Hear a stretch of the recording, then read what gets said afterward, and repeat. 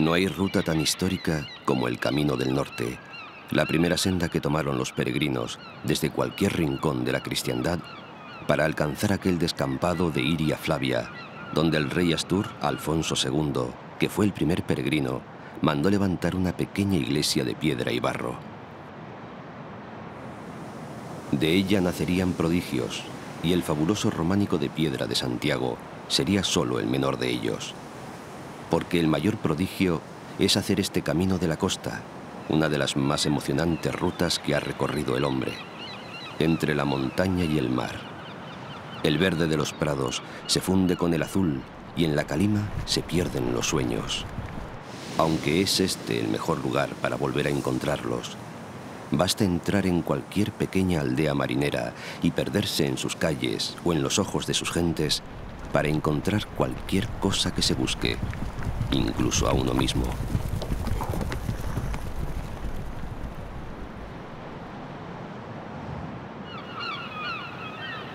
De puente a puente, de estrella a estrella, va el ansia peregrina. Lo dice Álvaro Cunqueiro para expresar el paroxismo religioso que envolvió a Europa a raíz del descubrimiento del sepulcro, y el propio Santiago contribuyó a aumentar su leyenda.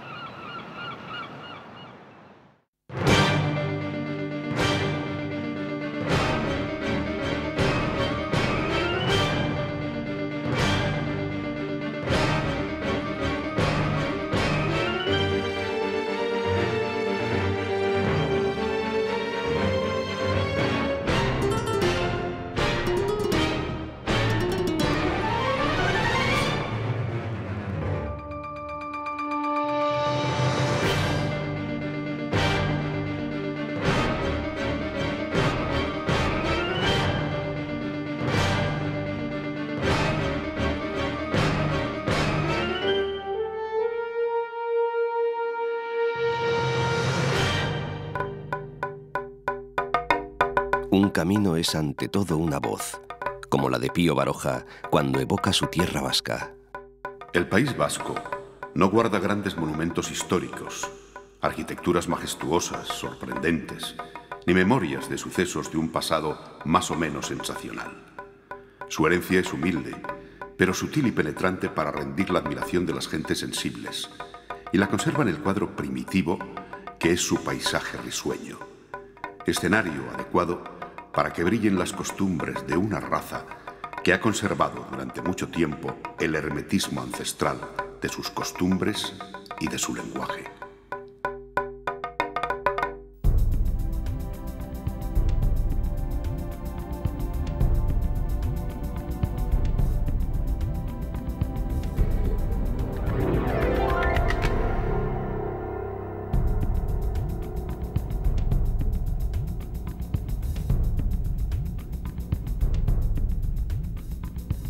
Se empieza a caminar desde el puente de Santiago de Hendaya. No se sigue una estrella, sino la luz de una constelación de flechas amarillas que no nos abandonarán hasta la plaza del Obradoiro.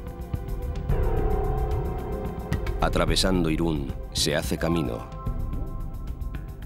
Hijo de su calzada real, desde la Edad Media hasta el siglo XIX, el camino está jalonado por las iglesias de Santa María del Juncal, y sobre todo por la protección de la ermita de Santa Elena, en la orilla del Estebenea, afluente del Bidasoa, conocida como Amá Chantalén.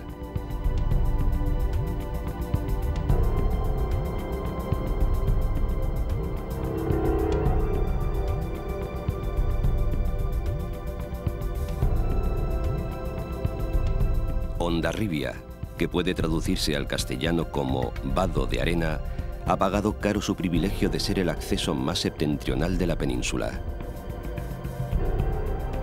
Cruentas batallas y el permanente estado de sitio por la ambición que desató en tantos reyes y piratas han sido el precio de su valentía. Su capacidad de defensa y su formidable fortaleza medieval, sustituida durante el reinado de los reyes católicos por la actual muralla, le han valido numerosos títulos. Pero no solo ha sido fuerte en la guerra, sino también en la paz.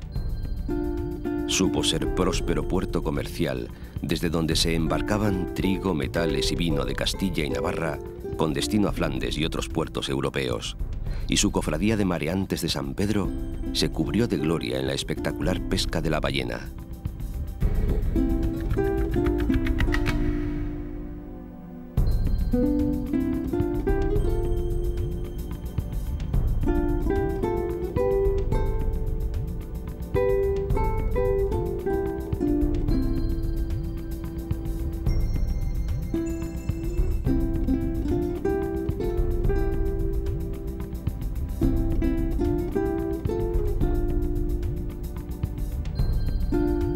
Pocos lo saben, pero aquí, en Pasajes de San Juan, nacieron casi a ciencia cierta los personajes de Los Miserables de Víctor Hugo, y es en sus calles donde se inspiró la inmortal obra. Al menos en este lugar vivió, en el número 59 de su calle principal, y en aquel tiempo única, en el año del Señor de 1841, el romántico por excelencia y por lo tanto exiliado de pro. Lo fue 2 veces en sus intensos 80 años de vida, y una de ellas la disfrutó aquí. Su intención era inmortalizar el vecino pueblo de Hernani, pero quedó hechizado por Pasajes. Charló, comió, bebió, y dicen que se encandiló con Pepa la batelera. Y por ello, todavía se le oye decir: en este lugar magnífico y encantador, como todo cuanto tiene el doble carácter de la alegría y de la grandeza. Este rincón inédito, que es uno de los más bellos rincones que yo haya visto.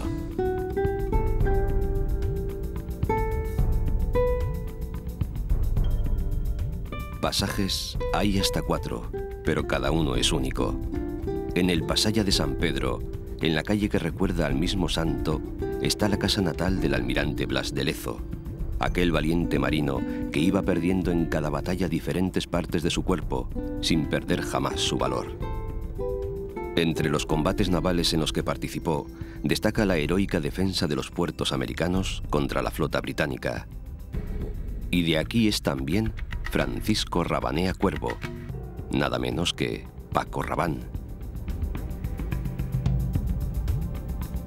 Desde el monte Ulía se domina Pasalla. En el mismo sitio donde hoy se pueden ver pasar las nubes, antaño se veían pasar las ballenas. Un escritor vasco, Isasti, informaba en 1625 que para las pesquerías de las ballenas que pasan a vista de tierra tienen puesto a un hombre asalariado al cabo de una montaña llamada Ulía.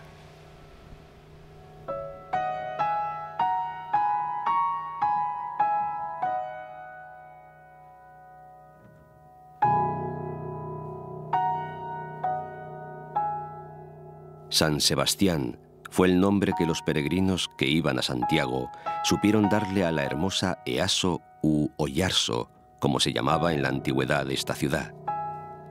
San Sebastián fue mártir de Roma y sobre todo patrono de los viajeros, y tal vez, gracias a él, se pudo transformar la ciudad de pescadores en el esplendor que hoy puede verse, que sin duda comenzó cuando se levantó en su honor un monasterio en el antiguo.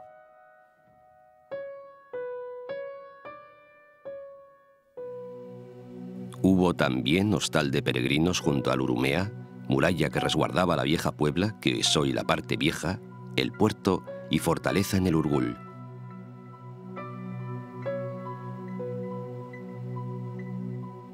Ciudad de reyes es, y a los reyes debe mucho esta ciudad. Un rey, Sancho Garcés III el Mayor, es el primero en hablar de ella, y otro rey y otro Sancho, el apodado Sabio, le concede en 1014 Carta Puebla y Fueros, los de Estella. Con ellos llegaron el comercio y el desarrollo económico de la mano de los gascones.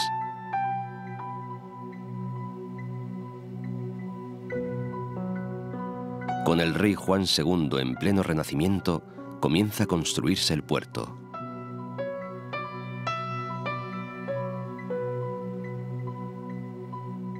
Pero la gloria de San Sebastián viene de la mano de una reina. La regente María Cristina de Habsburgo-Lorena pone de moda en el siglo XIX los baños de mar y la ciudad donostiarra. Al casco viejo, a pie de fuerte, se le añade entonces un barrio nuevo a lo largo de la playa de la Concha.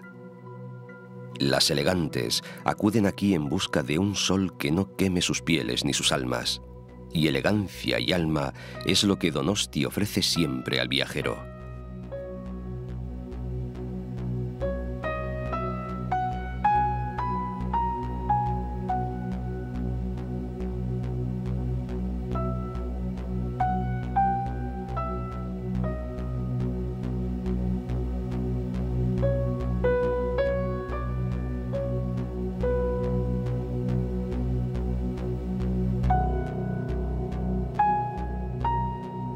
Es Donosti ciudad elegante, pulcra, bella y acogedora, por demás alegre.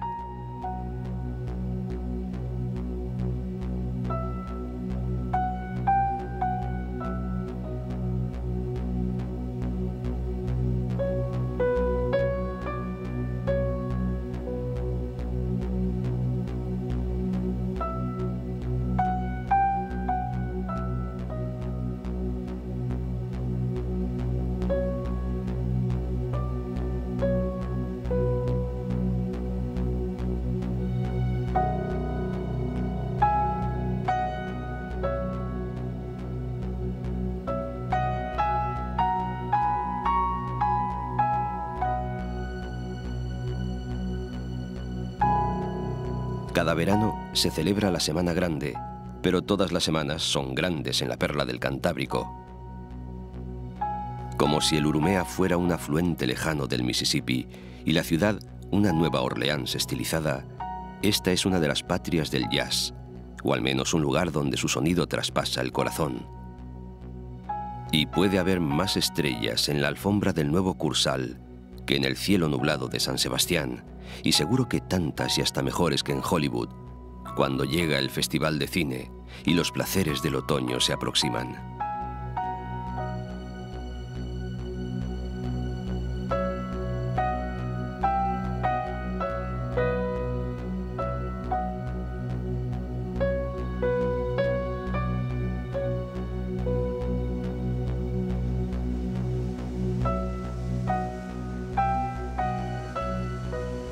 Luego, cuando parece que la temporada de baños toca a su fin, todavía quedan las traineras, el campo de batalla por la bandera más importante del Cantábrico.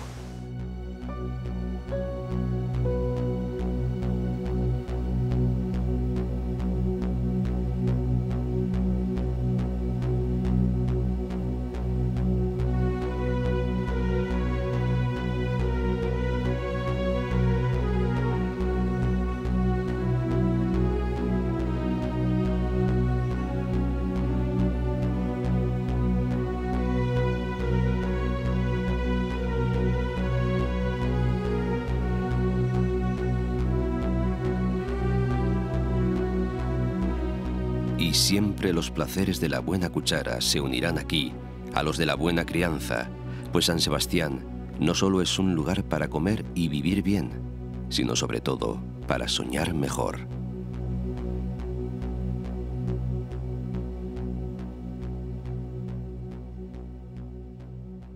A veces hay que dejar atrás las cosas para echarlas de menos. No dejaremos el camino, pero marcharemos tierra adentro para ver si echamos de menos el mar, o si tanta tierra verde basta para llenar nuestros ojos y nuestro espíritu.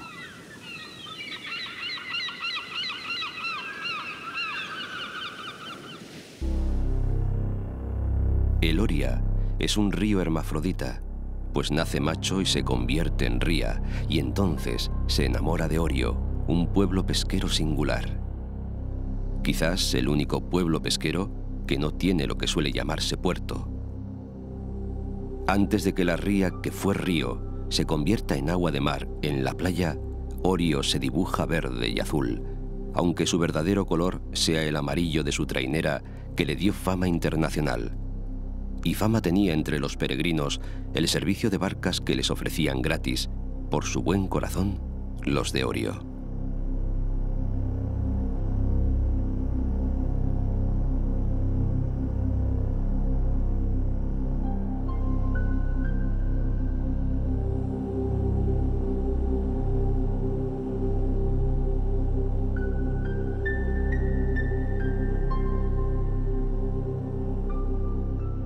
Poco se sabe de los orígenes de Zarauz, Pero cuando el rey Fernando III el Santo le concede el fuero de San Sebastián, ya era rica población ballenera, pues las despensas reales obligaban a la población a entregarle parte de sus capturas. Pero fue el olor de los perfumes, y no el del aceite de ballena, el que atrajo a la reina Isabel II cuando lo eligió como lugar de veraneo en el siglo XIX, poniendo de moda su playa y haciéndolo escenario privilegiado de regios amoríos.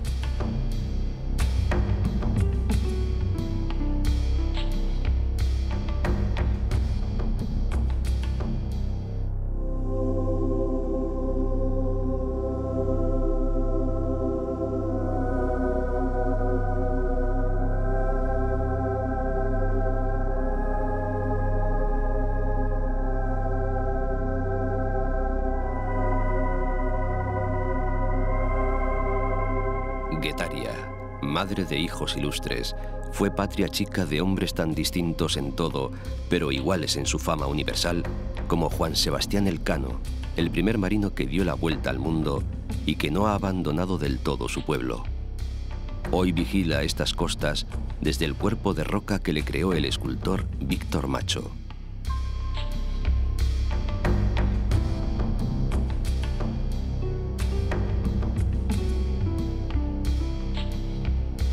Y Cristóbal Valenciaga, el más grande modisto de su tiempo, que enseñó a las mujeres francesas y a muchas españolas el arte y el rito de vestir bien. Y otro marino, menos conocido pero heroico, Domingo de Bonechea, que en 1772 salió del Callao con una fragata para cerciorarse de la existencia de la isla de Otaheite, en la lejana Tahití.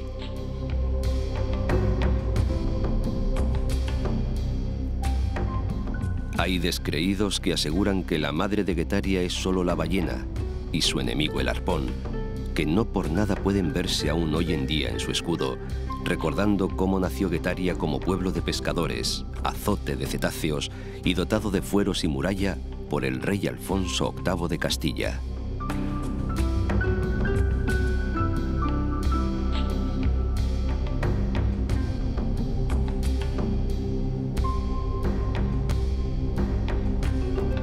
Zumaya nace en torno al monasterio de Santa María y sin duda fue fundada por los monjes. El interior de una bahía natural, formada en la desembocadura del río Urola, ofreció refugio a los habitantes del valle de Seats, hartos de sufrir los continuos ataques de los piratas y otros maleantes. Fue desde el principio villa fortificada y creció luego a la sombra de una iglesia fortaleza, la de San Pedro, que los acogió cada vez que hubo un peligro.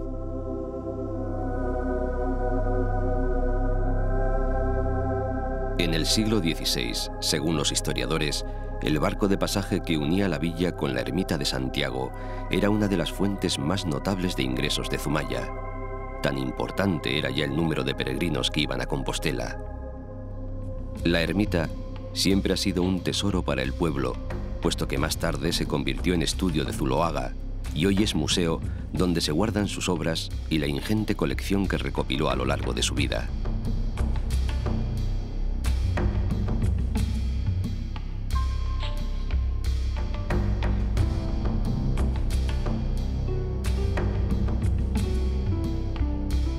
Itziar, a las faldas del monte Anduz, debe su fama a una imagen de la Virgen con el mismo nombre, patrona de marineros, pescadores y peregrinos, cuya belleza se oculta en un santuario construido sobre la vieja iglesia románica.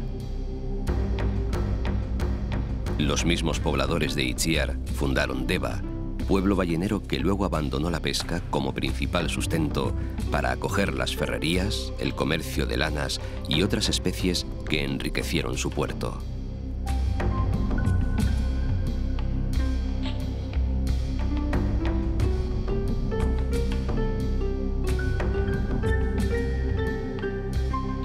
En 1355, los labriegos, sometidos a Don Tello, le piden ayuda contra los bandoleros guipuzcoanos que asolaban la región, y el señor de Vizcaya erige la villa de Marquina para protegerlos con su recinto amurallado. Se llamaba entonces Villa Viciosa de Marquina, y fue cuna de linajes medievales tan ilustres como los de Ugarte, Barroeta, Murga o Gaitán de Ayala. Durante la celebración de una Santa Misa en la iglesia de Santa Lucía de Garay, allá por el año 968, un águila arrancó una calavera del cementerio, la transportó por los aires y la depositó en unas zarzas.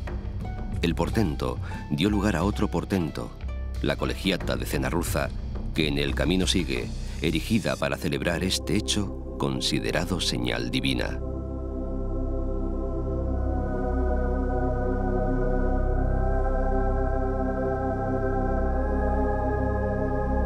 En Bermeo se cruzan los caminos de los peregrinos que venían por tierra por el antiguo camino de la costa y el de aquellos que llegaban por mar y entraban en la península por este puerto.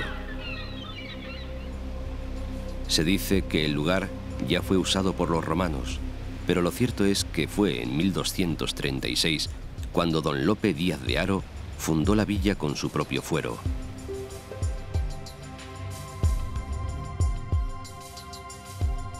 Desde el principio, el puerto atrajo el comercio de Flandes, de Francia y de Inglaterra.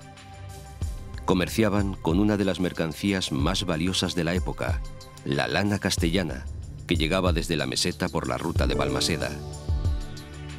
Tanta riqueza y tanto comercio tenía por fuerza que atraer a las más nobles familias, y en efecto, pronto muchas alzaron aquí sus torreones, entre ellas los Ercilla, cuyo descendiente, Alonso, sería el autor de La Araucaria, el poema épico nacional de Chile. Con el tiempo, Bermeo se haría famosa por lo diestro de sus pescadores y lo experto de sus científicos y militares. Su puerto es hoy el mayor del País Vasco en pesca de bajura y campeón de las capturas de merluza.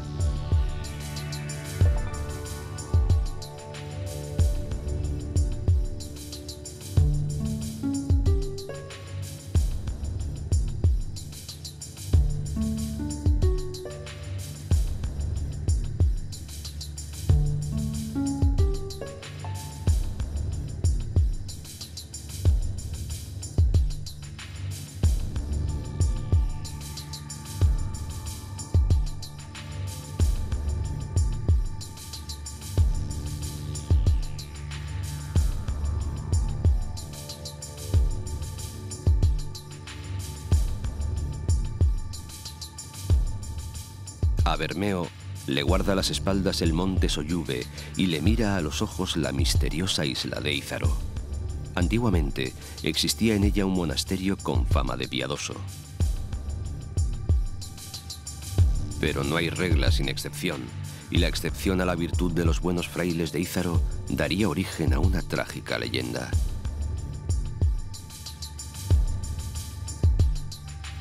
No lejos, otro lugar misterioso y fantástico, San Juan de Gaztelugatxe.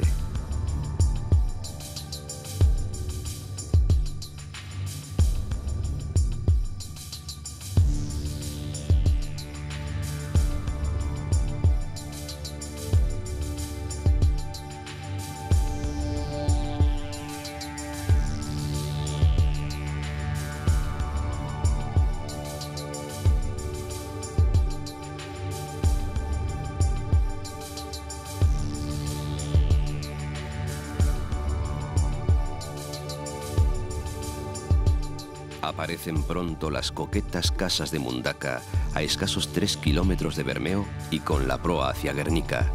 Es alegría para la vista y olvido de historias más oscuras que suceden tras ponerse el sol entre las brumas de Urdaibai.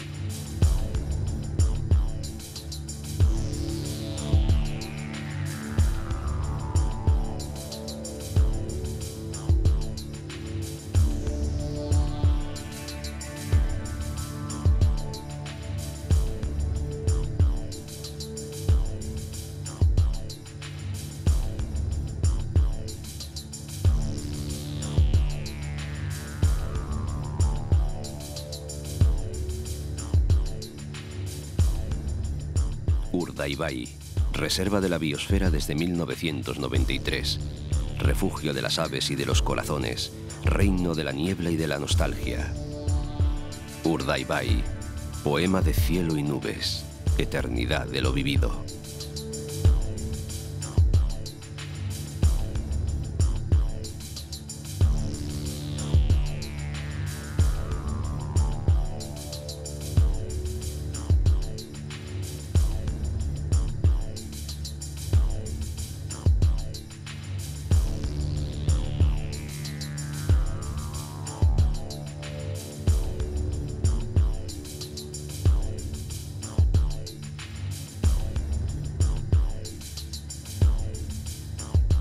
Y separados por la ría y por miles de años, dos cumbres del arte de los humanos. Santi Mamiñe, con sus pinturas rupestres que retratan una particular fauna, y la gran obra de Ibarrola, El bosque de Oma, convertido en un gran lienzo de hojas.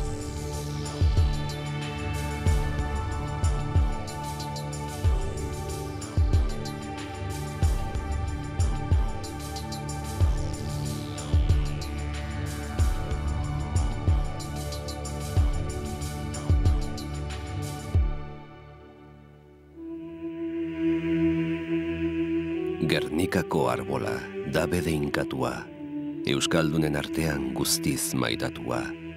Emanda zabaltzazu munduan frutua, adoratzen zaitugu arbola santua. Famoso símbolo de paz y guerra, y piedra de toque del orgullo vasco, Guernica está indisolublemente unida a la tradición foral del País Vasco y a la esencia de sus libertades históricas. Y es mucho más que el cuadro de Picasso.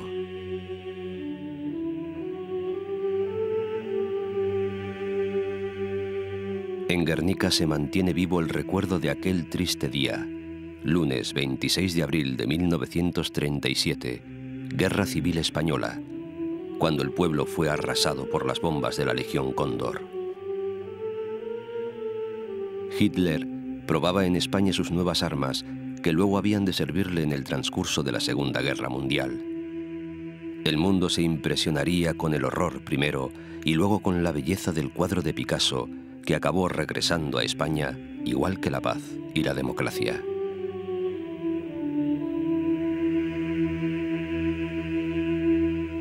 Pero Guernica ya había sido enclave prehistórico, puerto romano y villa fundada en 1366 por el orgulloso conde Don Tello, hermanastro de Pedro I el Cruel, rey de Castilla. Y ya hacía mucho que era Guernica capital espiritual de los vascos. Allí, desde antaño, se reunían los vizcaínos para elegir a sus señores, y desde el siglo XV, delante de la casa de juntas, se alzaba el árbol, el viejo roble sagrado.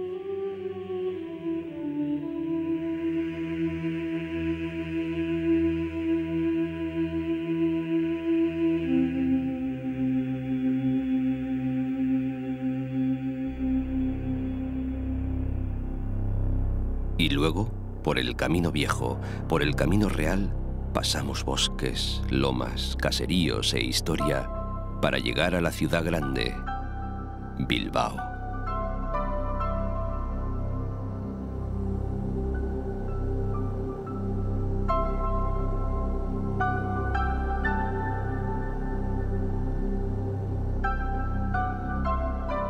Fue fundada el 15 de junio del año 1300 por don Diego López de Haro, y desde que en 1512 se creara el Consulado de Bilbao, se convirtió en centro de todas las iniciativas del comercio y la navegación de Vizcaya.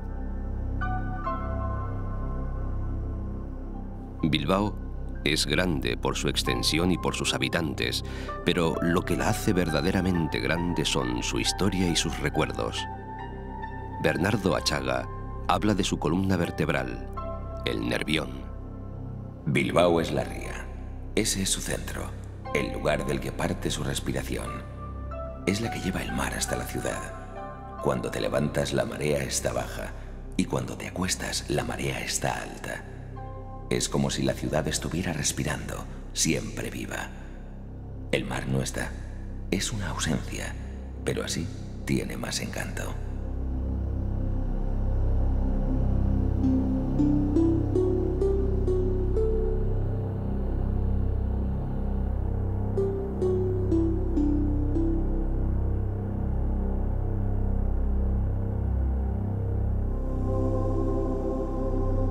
La ría divide a Bilbao en dos.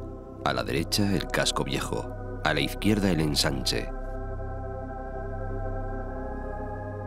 Las 7 calles fueron la célula madre de una población protegida por murallas y torres de defensa.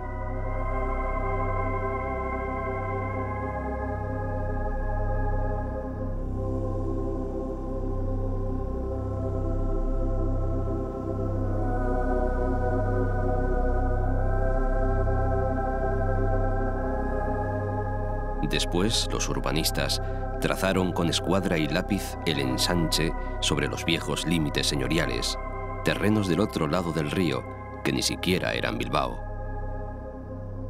Hoy el viejo ensanche forma el Bilbao moderno. Aquí se asientan las calles más espaciosas, las plazas y jardines más bellos.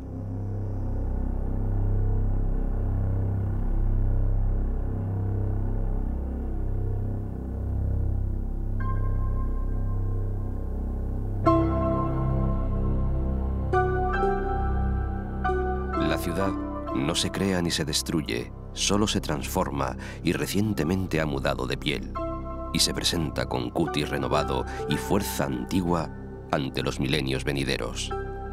El periodista Ander Landaburu dice que la ciudad tiene ahora una luz nueva. El Bilbao que cantó Blas de Otero se alza más allá del aeropuerto de Calatrava, que parece remontar el vuelo, y de otro edificio que fotografía una época, el Museo de Arte Contemporáneo Guggenheim, en el que el continente es casi más importante que el contenido, donde un perrito de trébol y florecillas ha sido tan inmortal como una catedral gótica. El Guggenheim de Frank O'Gehry ha demostrado cómo un edificio puede cambiar el destino de una ciudad. Con el Athletic y la Amachu de Begoña, Bilbao corre por debajo de Bilbao en su nuevo metro.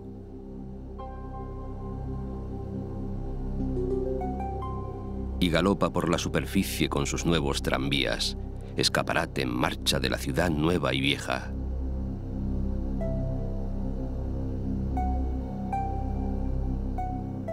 El Euskalduna Jauregia es el barco varado en los viejos astilleros, obra de los arquitectos Federico Soriano y Dolores Palacios, que sin embargo navega en una etapa nueva del antiguo Camino de Santiago, que es como decir que navega rumbo a la eternidad.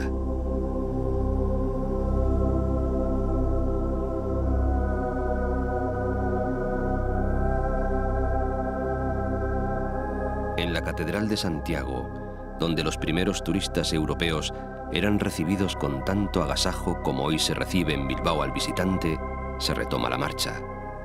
La catedral estuvo aquí antes que Bilbao, hija del camino que cruza la ciudad y la pierde de vista, con pena.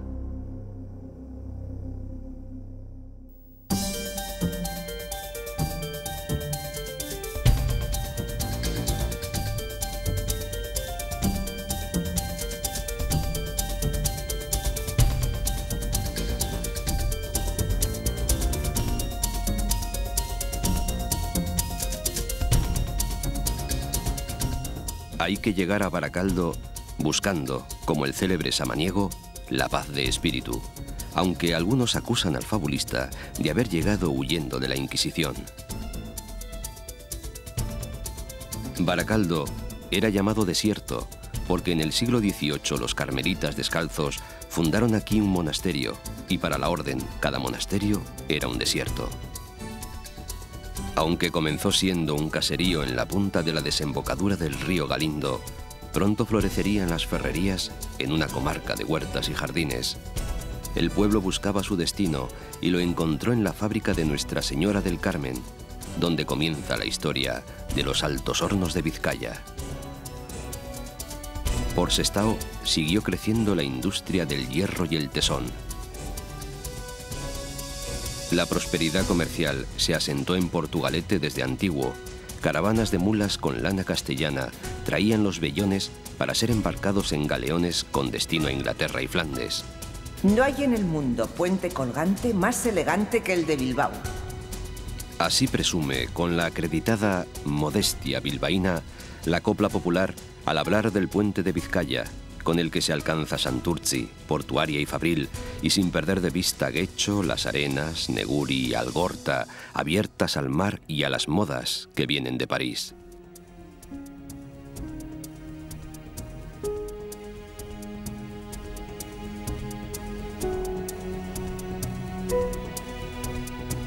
La ría ha perdido parte de sus fábricas, pero nada de su encanto, y sigue siendo la calle mayor de Vizcaya, por donde circula la savia fértil del recuerdo y la sangre arenosa del futuro.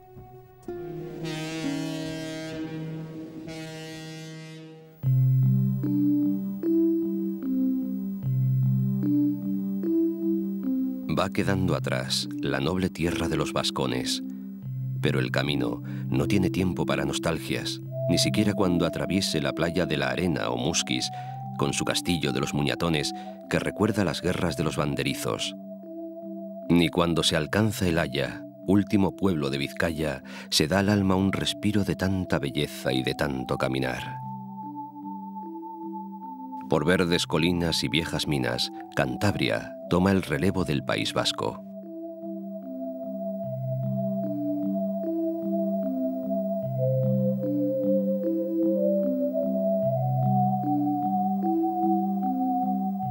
Castro Urdiales es hija del mar y fue puerto desde antiguo, pues pese a que la romanización de estas tierras fue casi inexistente por la fiera resistencia de los cántabros, los romanos se las arreglaron para fundar aquí un puerto de nombre Flavio Briga.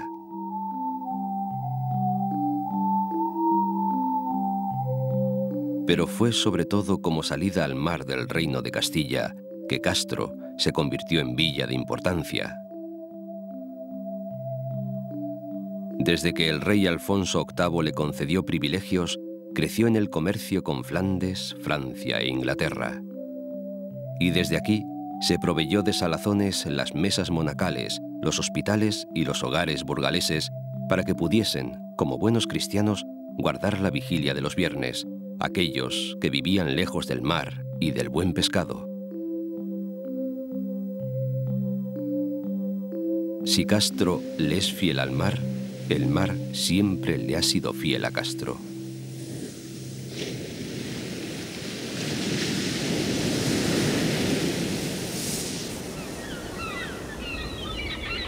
El camino sigue por la costa y por los encinares, las pequeñas calas y los acantilados, donde las doncellas de la niebla, con sus ojos de bruma, acechan con su belleza al peregrino, hablándole de las creencias precristianas que aún viven en algunos caseríos, al abrigo de la canción de una muchacha.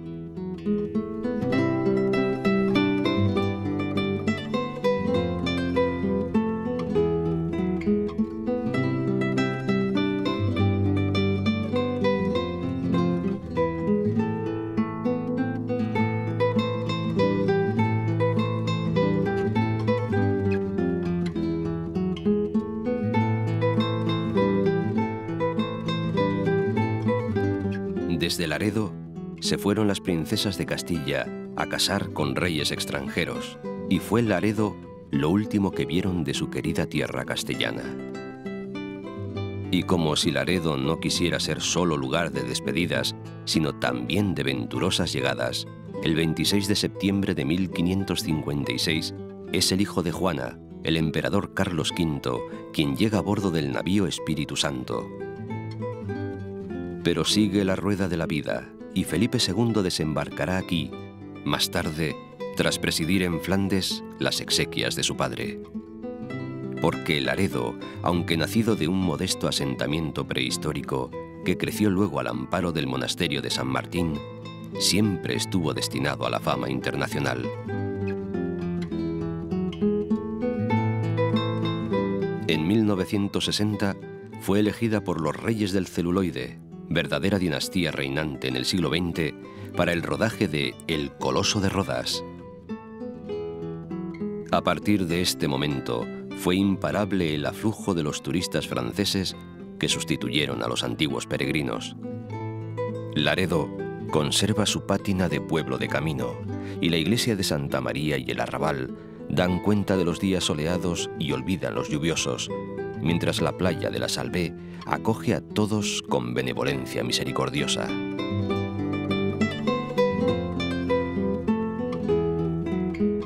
Colindres, villa señorial, acogió en estas aguas de la ría de la Son a los astilleros reales, de los que saldrían tantos barcos para las escuadras, barcos que surcarían tantos mares. Y en la cercana Treto aún se conserva una casa con el nombre de Madame, en recuerdo de Bárbara Blomberg, amante de Carlos V y madre del Jeromín de las novelas. Su tumba no está lejos. La madre del héroe de Lepanto, don Juan de Austria, al que Felipe II envidió siempre la belleza y el carisma, duerme para siempre en medio de una alta marisma, en un altozano cubierto por un encinar que mira a Santoña, en el monasterio franciscano de Monteano, más allá de los afanes y de los siglos.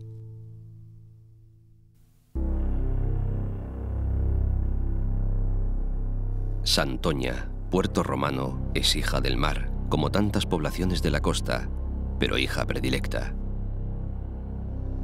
Por causa de su inmejorable situación, siempre fue objeto de la codicia de los señores de la guerra. Desde la de la independencia a otras guerras, innumerables fueron las hazañas de sus hijos por tierra, pero sobre todo por mar. Aquí nació el gran cartógrafo Juan de la Cosa, que tras acompañar a Colón, realizó el primer mapamundi donde aparece América, y gracias a quien el mundo fue un poco más redondo.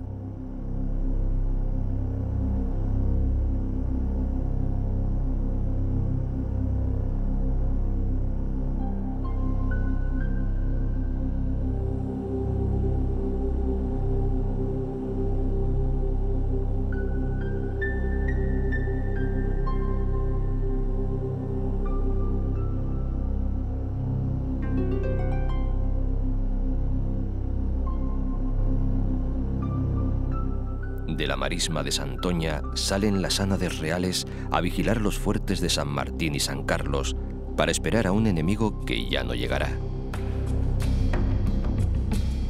Les recibe en cambio la iglesia de Nuestra Señora del Puerto y la bondad del Monte Buciero, que protege aves y hombres de la mar y de los vientos.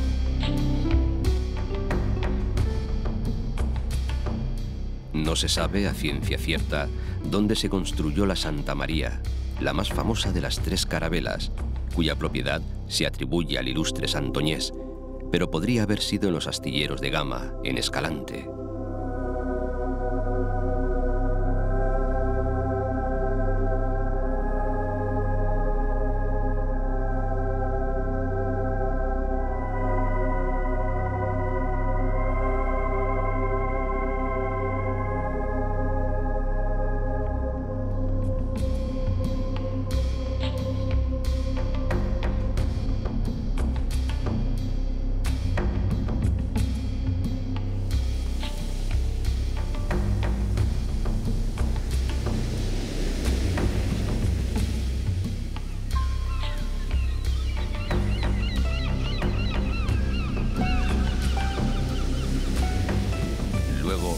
El peregrino pasa por Noja, Quejo e Isla antes de llegar al faro de Ajo, el punto más septentrional de Cantabria.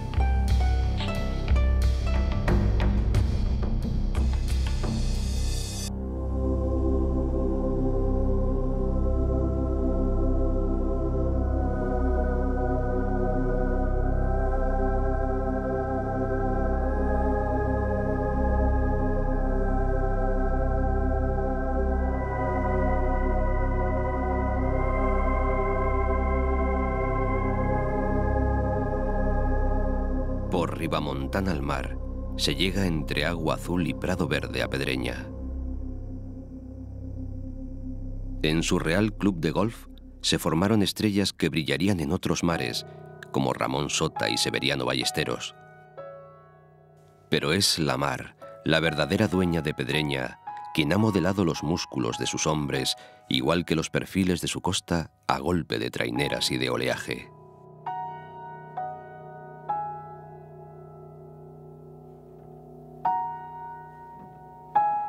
Santander, tú eres novia del mar. Así reciben los niños cantando al peregrino o al viajero, y Gerardo Diego, el mejor 27 de Santander, agrega: El aire aquí se bebe, y de tan fina el agua naciente se respira. Hace mucho que Santander comenzó a ser bella. En el año 26 a.C., los romanos, tras derrotar por fin a los cántabros, fundaron aquí un puerto llamado Portus Victoriae. Pero el nombre de Santander se lo tendrían que ganar los del lugar con una bella historia. En el siglo III después de Cristo, una barca de piedra que transportaba las reliquias de los mártires Emeterio y Celedonio llegó milagrosamente a estas costas. En conmemoración de uno de estos santos, se construyó la abadía de San Emeterio unos cuantos años más tarde, Sant Ander.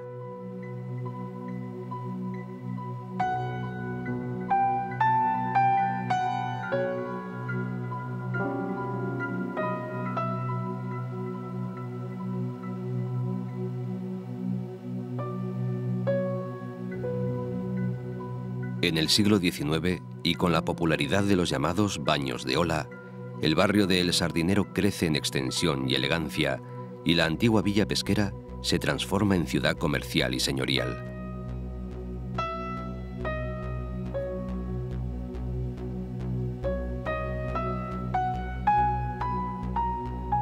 El primer socio del Club Marítimo es el propio rey Alfonso XIII, abriendo el camino a Puerto Chico, el actual puerto deportivo.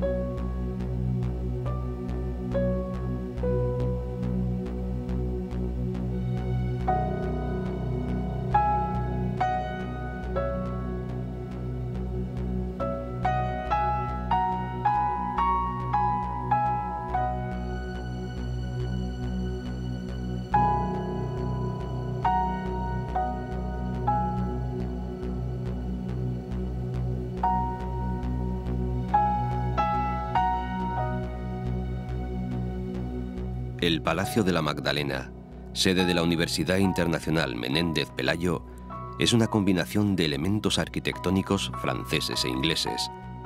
Fue un regalo que el pueblo de Santander hizo al monarca Alfonso XIII en 1912, pero no en calidad de rey, sino de ciudadano Alfonso, por lo que sería heredado por su hijo Juan a título privado y nuevamente comprado al rey por el Ayuntamiento de Santander.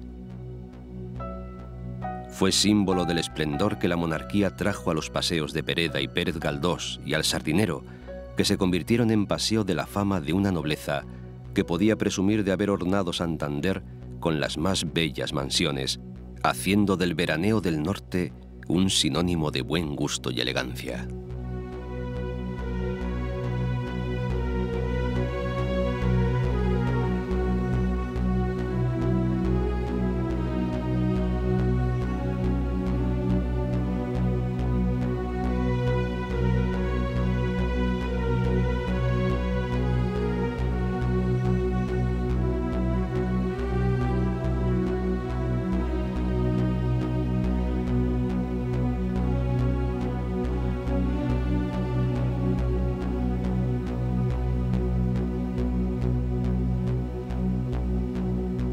El peregrino queda muy impresionado por la fuerza telúrica del faro de Cabo Mayor, otro Finisterre, en el que la naturaleza enseña lecciones de humildad y grandeza a los humanos que se atreven a caminar hasta el Puente del Diablo.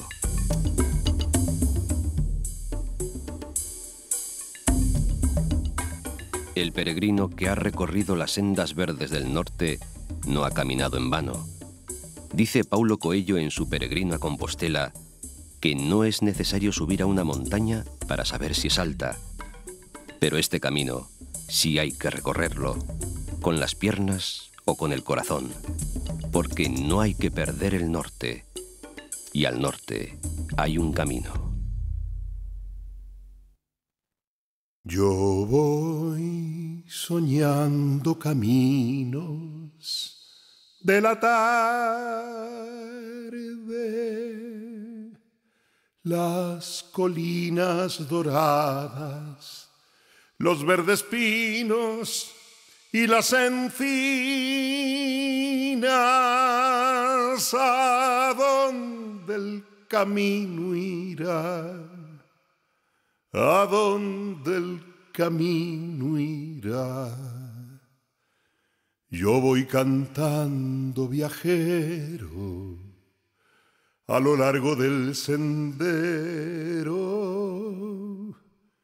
La tarde cayendo está, la tarde cayendo está.